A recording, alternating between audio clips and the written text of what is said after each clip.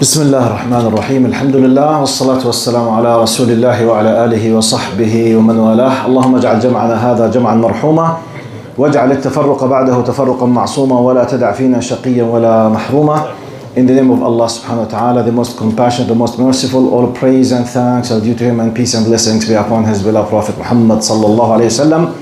He who is guided by the will of Allah, no one can misguide him, and he who is misguided, no one can guide him except Allah subhanahu wa ta'ala. Assalamu alaikum wa rahmatullahi wa barakatuh. About 2 weeks ago, I was in Halifax in a da'wah tour. In one of the masajid, the Imam told me the following story I want to share with you. It contains a lot of khair. It will give you an amazing hope how generous Allah is.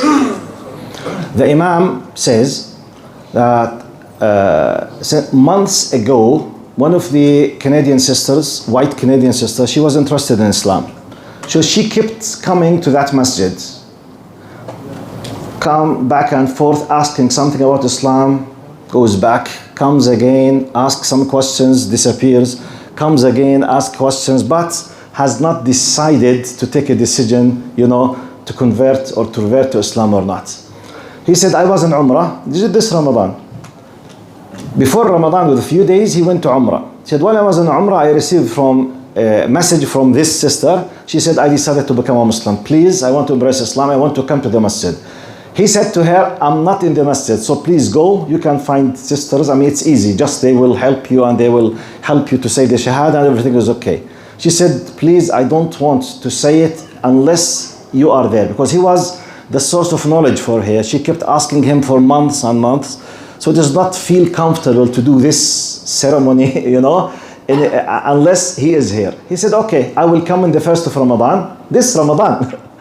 And when I come, I will ask you and I will come again. Okay, he came in the first day, sent her immediately. She came, I think, the first or the second day of Ramadan, which means just a few days ago. She came, he said, she came just a while before the Maghrib. When the Maghrib came, he said, please, I will leave you here. Just we need to break the iftar and I need to do the prayer. I'm the Imam and we will come back. So that not to leave her alone. Look now. He just opened the door and went to the sister sections randomly. Any sister in his face. His sister, please, can you come and stay with? There is a sister, she wants to embrace Islam. Can you just stay with her 10 minutes, 15 minutes till I finish and we will come and you help me so as not to stay alone. Okay. It happened by the will of Allah. This sister is an Egyptian sister. Chat with her. He said, I left them. I finished the prayer. I came back and I found most of them, they are in a very, very strange emotional status. As if both of them, they were crying for a while. Okay. What is the story? Look how Allah is generous. Now the Canadian sister, she discovered that this Egyptian sister was the first person who introduced her to Islam 7 years ago, without anyone knowing each other. Look how. 7 years ago, this sister from Egypt came to Halifax with her husband, it seems.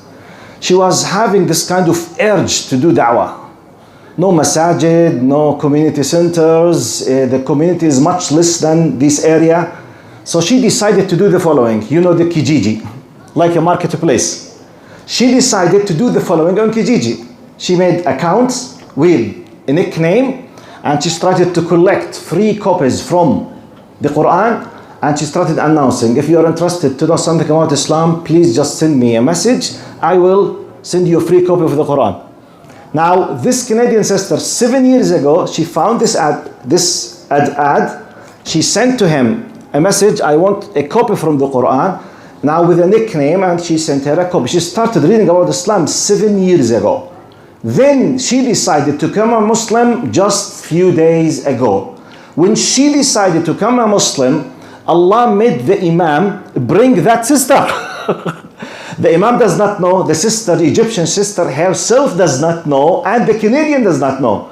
When he left her with her alone, in just few minutes, they were introducing themselves to each other. The first question, how did you know about Islam and why did you start to come to Islam? She said, 7 years ago, I was looking in Kijjiji, someone sent me a copy. She started crying. She said, it's me, because I was the one who was doing this with this nickname. Now, the story is finished. Subhanallah. Who on earth was aware of this? Who was able to, like, 7 years, look, 7 years, look how millions and trillions of possibilities could have happened. Okay?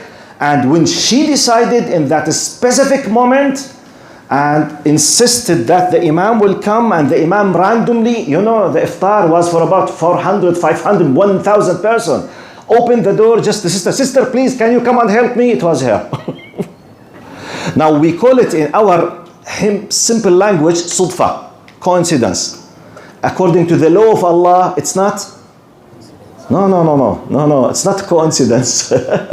It's well designed, well prepared, well controlled by Allah subhanahu wa ta'ala. And by the way, Allah is able to do all of these things so easily. The idea that maybe Allah is just revealing or uncovering some of these stories to us, just to keep our hearts steadfast on the truth. We need to trust in this. So therefore, when you do the khair, that sister had no idea, Allahu Alam. She maybe distributed hundreds of copies. We know about one incident, which is this story. We know it directly from a trustworthy source, directly from the person himself.